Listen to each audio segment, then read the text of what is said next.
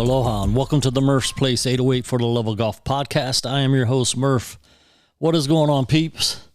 It's been a couple of weeks here. Things are picking up, getting kind of busy. Tournament season's rolling around.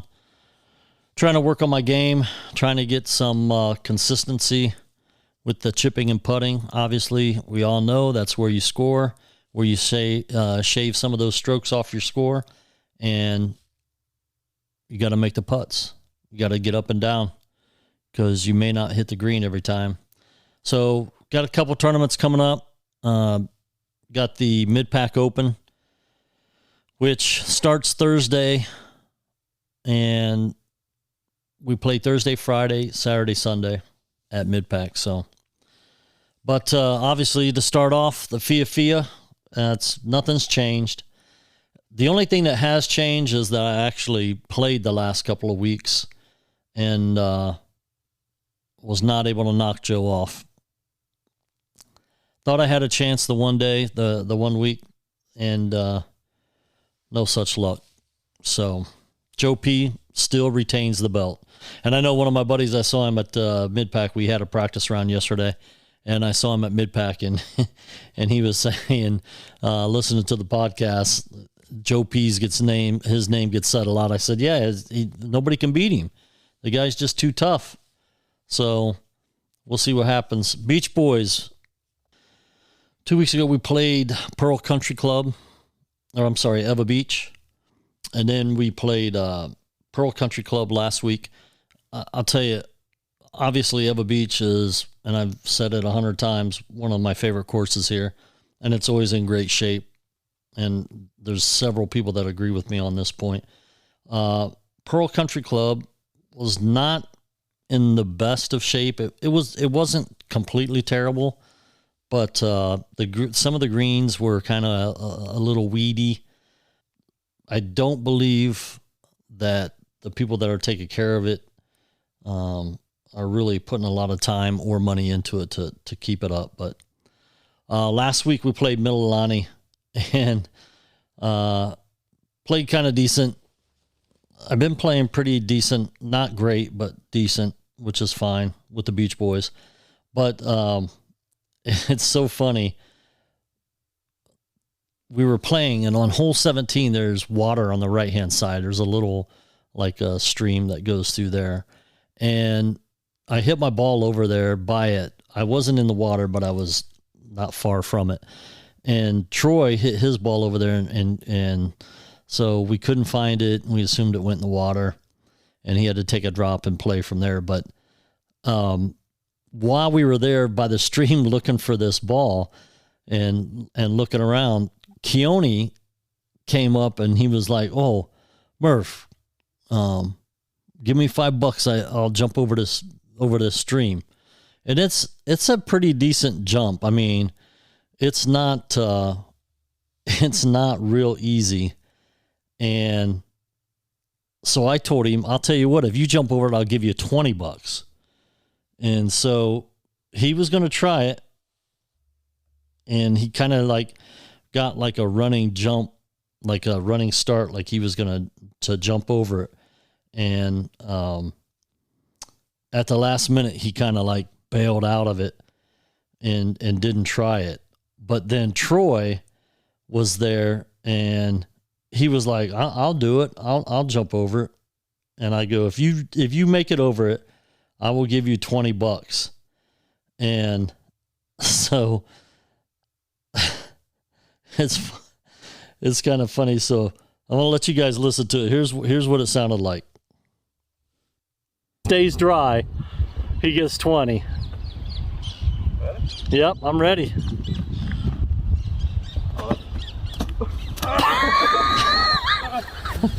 I saved that motherfucker too.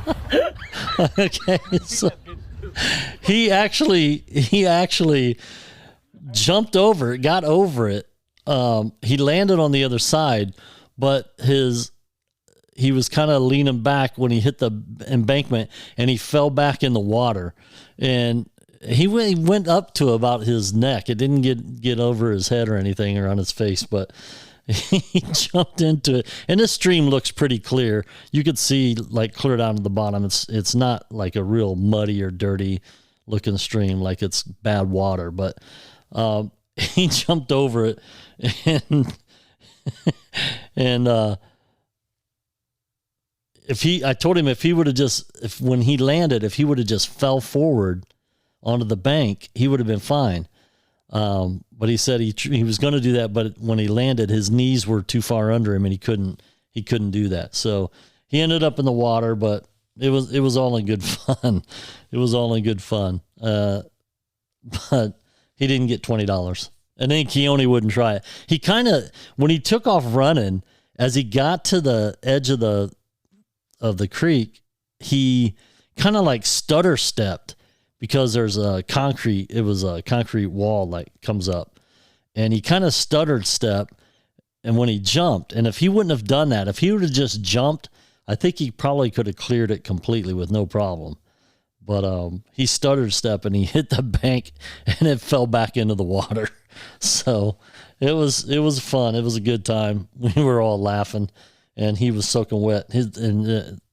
We only had 2 holes left. I mean, that was on 17, so we only had 18 left, but it was funny listening to him walking around squishing the water in his shoes. So, but that was Beach Boys. Like I've said in the past, if you guys are local and you want to join a club, Mondays, the Beach Boys, it's like I said, it's a good club, a lot of good guys, and we have fun, obviously. You can go to the website, beachboysgolfclub.org, and join up there, or contact myself or Steve Walsh, and we'll get you set up. And even if you just want to come out and see if you like it, and just play a practice round, or, just play around with us to see if it's something that you would be interested in doing, come on out. Just contact us and let us know that you're going to come out. We always try to let the course know how many people we're going to have, so we're not wasting tee times. We normally get 4, and sometimes we only need 3. Sometimes we need 5. But just contact us on there, and we'll get you set up, and you can join the club. It's a good club. Hawaii State Golf Association tournaments. I brought this up at the beginning. The Mid-Pac Open is coming up. The site where I broke my hand last year and had to withdraw after the 3rd hole. So hopefully nothing like that happens this time. It probably won't, since I don't have that bone in my hand any longer. But going back to the scene of the crime, we played a practice round Monday. Me, Joe P., and Leighton Ueda. He's also a member at Moanalua. We played a practice round Monday. The course is in great shape. The fairways are rolling nice.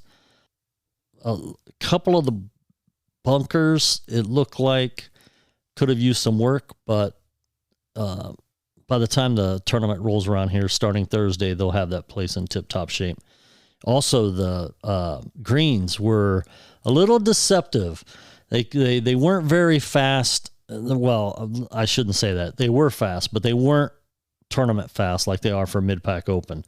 So if you hit the green, you actually had a chance to stay on the green if you went at the flag. Come Thursday, that won't be the case. You go flag hunting on Thursday, and if you don't hit a high spinny shot into that green, it's gonna release and roll off. And you got to stay below the hole when you're putting. You got to hit your approach shot, and you got to putt uphill on those greens. You do not want a downhill putt, because that thing is going to roll off. Matter of fact, Leighton had a putt that was downhill. He hit it. He didn't seem like he hit it that hard, and that thing ended up rolling all the way off the green. So, but that tournament starts Thursday and Friday. If you make the cut, then you'll be playing Saturday and Sunday. So I didn't play all that great. Then again, we were playing the chip game and the Murph game, and I really wasn't focusing like I normally do for a tournament. But hopefully it will, when I say it, I'm talking about my game, will be in good enough condition to make the cut and play for the weekend. So, but that is starts Thursday, Friday, Saturday, and Sunday. Following that, I'm going to be playing there the following weekend also in the member guest tournament with my buddy Sean Iwanski. So a couple of weeks here at Mid-Pac the next couple of weekends, so we'll see how that goes. Let's take a short break, and we'll be right back. Okay, welcome back, everybody. How about a little PGA news? It's been a few weeks since we talked. There's several tournaments that have occurred. Last we left off, it was the Valero Texas Open in San Antonio, Texas. The winner of that tournament was J.J. Spahn. Shot 13 under to edge out Matt Kuchar and Matt Jones. It was JJ's 147th start on the PGA Tour, and he got his first tour victory. His highest finish prior to this tournament was a runner-up in the 2018 RSM Classic. So congrats to JJ on his victory. Obviously, the biggest tournament of the year, the Masters, of course, being held in Augusta, Georgia. And I have to say that John and Randy Lau both went to the Masters this year, and they had a great time. They said it was a blast, and John's got plans that hopefully several of us will be going to the Masters, if not next year, maybe a year after that or something. But anyhow, the big news was Tiger making his return to action at the Masters. So, and obviously, I'm a Tiger fan, but there's a couple of my buddies that I act like I'm not a Tiger fan. And I had a bet with one of the guys that Tiger was not going to play. And I thought I had it on good information that Tiger was not going to play, because John spoke to a guy there who is in the know and was told that Tiger was not going to play and that he was at a karaoke bar until about 2 a.m. on Tuesday night prior to the Masters. So this guy had it, and he's supposed to know. So I took his word that Tiger was not going to play, and I made a bet with the guy that Tiger was not going to play. And then I made another bet that if he did play, he would not make the cut. Well, unfortunately, I lost both of those bets because Tiger did play and he did make the cut. The only good thing about this whole scenario is that I was playing with house money because the guy already owed me like $270 on another bet, on a football bet for the season. So I lost out on this bet. I was glad that Tiger played. I was surprised, put it that way, that I was surprised that Tiger played. I did not think that he would play, this soon. But he is Tiger Woods, so. Winner, obviously, Scottie Scheffler. The guy is on fire. He shot 10 under and won by 3 shots over Rory McIlroy. He even 4-putted on the last hole, which didn't matter. I mean, he had a big enough lead, but it was pretty cool that both Rory and Colin Morikawa hit shots out of the bunker and hold them out on 18.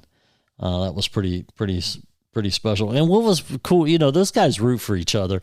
I mean, if you watch the replay of Colin Morikawa's shot, when he hits the shot and they're focusing on his face, you can see Rory McIlroy behind him. And when the ball goes in, you see Rory like thrust his hands up in the air like, yeah, like he made it. So that was pretty cool when you saw that picture, that video of that happening. So, but congrats to Scottie Scheffler. The guy, he won $2.7 million from the Masters. $2.7 million, which now takes his total up over $8 million so far this year. And that's just in his last 6 starts. And it was his 4th win in the last 2 months. The guy is just on fire. And then we had the RBC Heritage in Hilton Head, South Carolina. And obviously, Scotty Scheffler took a break off after his Masters win, like they normally do. They got a lot because they do a lot of TV that next week, and they're on different shows and stuff like that. So he did not play in that. And Stuart Sink is playing in it and trying to defend his title. Stuart Sink won the tournament last year. And the power rankings for that tournament were number 1, Shane Lowry. He tied for 3rd in 2019 and tied for 9th in 2021 at this event. Number 2, Justin Thomas. He tied 8th in 2020. And number 3 was Cameron Smith. And Cameron is playing really, really good golf right now. So obviously with the results of that tournament, Jordan Spieth won it in a playoff with Patrick Cantlay. And it was pretty cool because Spieth hit a 56-foot bunker shot out of a greenside bunker to about 7 inches and made the par putt to beat Cantlay. And, in the power rankings, Shane Lowry was listed number 1 as winning this tournament. And he actually finished a stroke back behind Jordan Spieth. He shot 69. So he was close. Almost lived up to it in the power rankings. So next up is the Zurich Classic in New Orleans. And the power rankings for that tournament, number 1, Scotty Scheffler and Ryan Palmer. So this tournament, obviously there's going to be 2 names. This tournament, they play a alternating round 4-ball and foursome format. So rounds number 1 and number 3 are going to be 4-ball. And the second and final round will be foursomes. So what the difference is foursome or a 4-ball is, let me think. Yeah, 4-ball is like best ball. So each guy plays his own ball. They use the best score out of the 4 balls. They use the best score as their team score. Foursomes it's like an alternating shot. So one of them will hit a drive, the other one, the one will hit a drive. One guy will hit all the drives on all the odd holes, and the other guy will hit all the drives on the even holes. And then, but whenever hole they hit, like say if it's Scotty Scheffler and Ryan Palmer, Scotty has all the odd number holes. So he tees off on number 1, and then Ryan Palmer will hit the second shot, and then Scotty will hit the third, and so on until they hole out. And then they go to the second hole. Now Ryan Palmer is going to hit his drive, and they're going to use his drive, and Scotty Scheffler will hit the second shot, Ryan will hit the third, and so on until they hole out. So that's 4-ball, which is similar. It's just best ball, basically. I'm sorry, that's foursomes. That's like alternating shot. So, but anyhow, though that's the format for the Zurich Classic. And like I said, the power rankings for that, number 1 is Scotty Scheffler and Ryan Palmer. Number 2 is Cameron Smith and Mark Leishman. They are the defending champions of this event. They won it last year. And then number 3 is Billy Horschel and Sam Burns. So it'll be interesting to see what happens. It seems like the guys that have been paired up with Ryan Palmer the last couple of years, their teams have done very well. So we'll see. Now you got Scotty Scheffler, probably the hottest guy right now on tour, obviously playing. So, but we'll see what happens. Let's take another short break, and we'll be right back. After releasing a song every single week last year, Corey Gossett is dropping an album that sums up everything you may have missed. Boy Meets World is available on February 4th. Until then, go listen to the new album from C-Money Baby, Don't Forget the Baby, which includes features from Ohio's best upcoming artists Doobie and Yellow Pain. In 2022, Smart Boy Studios is leveling up their merch game. The new store, shop.smartboystudios.com, has some new products and designs. They will be dropping new designs and items every season this year. Follow at SmartBoy Studios on social media to participate in monthly merch giveaways and visit the website to get your merch now. As always, head to www.smartboystudios.com to stay up to date on new music, new videos, new merch, and any upcoming events. All right, welcome back, everybody. A little Korn Ferry Tour news. Obviously, we got the Brent Grant watch. They played the Club Car Championship. TJ Vogel shot 17 under and won by one shot over Ryan Blom and Mark Anderson. Obviously, like I said, the Brent Grant watch, we got a guy, he shot 77-67 to miss the cut by 2 strokes. So then they had the Veritex Bank Championship, which was played in Arlington, Texas. The defending champion in that tournament is Tyson Alexander. And Brent was in the field. He went off a number 10 at 12:50 p.m. And in that tournament, Tyson Alexander repeated and defended his title, which that's the first time that a person has defended his title and won the tournament again in Korn Ferry Tour history. And I think they started that tour in 1990 or something like that. But that's the first time that somebody defended their title and won the tournament again. He shot 22 under and won by 2 strokes over Pontus Nyholm. Our guy Brent Grant in that tournament shot 69-72 to miss the cut by 4 strokes. He gave it a shot. He's close, man. He's close. Next up on the Korn Ferry Tour, you got the Huntsville Championship in Huntsville, Alabama. Paul Barjan is the defending champion. And there's no field listed for that tournament, so I don't know if Brent is planning on playing or not. But if he is, good luck, Brent. We hope you do well. We're obviously rooting for you. And you got the LPGA. I'm gonna talk a little bit about the LPGA due to the fact that they just finished their tournament here at the Lotte tournament here at Hawakale this year. Actually, it was held at Hawakale. That tournament is usually held, for years it was held at Ko'olina. And then I know they played one year at Kapolei. And this year they moved it to Hawakale, the private course here. Hawakale is always in great shape and it's well taken care of, and they have the facilities there that they can host the tournament.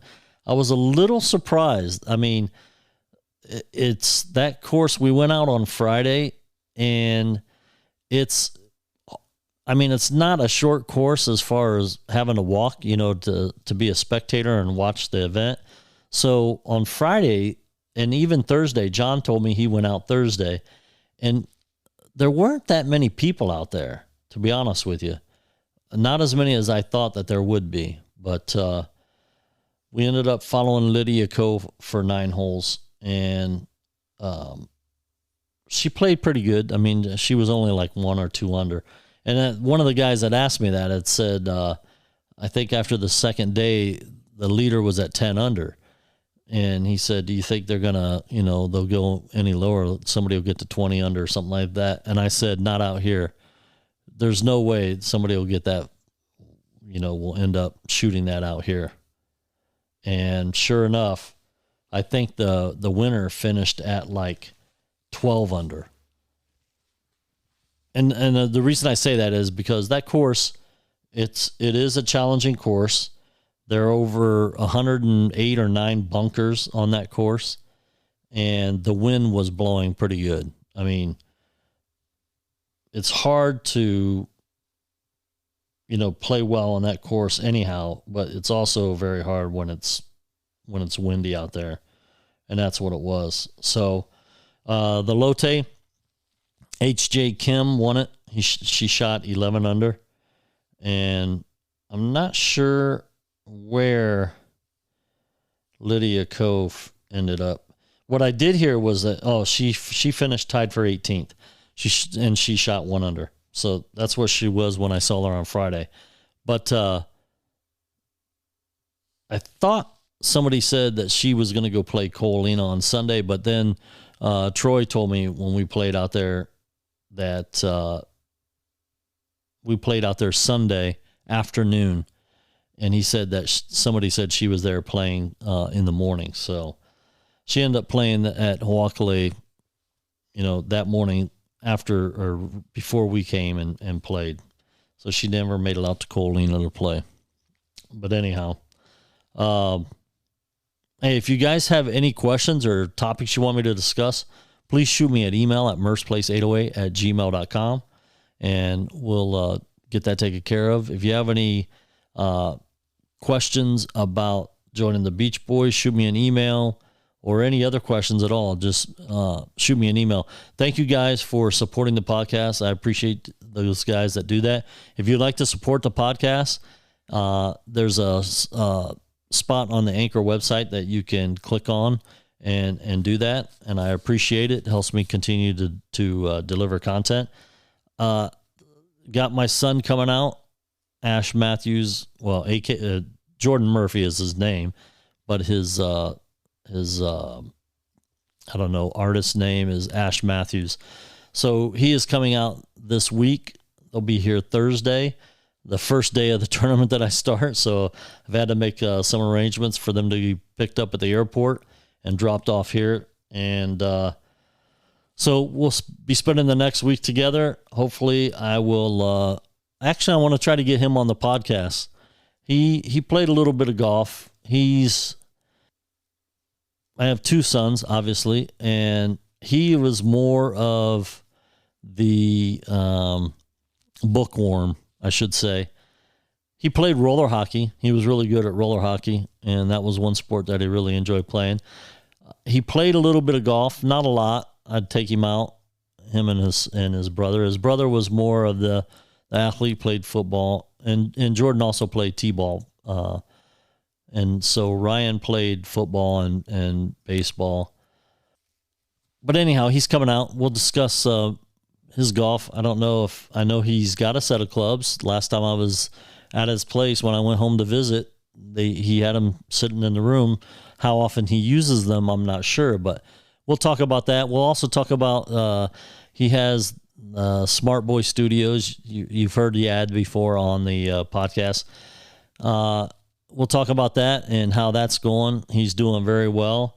As a matter of fact, I think I read something he posted that he's probably going to be quitting his day job and focusing solely on his music business. So they're coming. So we'll spend some time, do some touristy stuff here while they're here.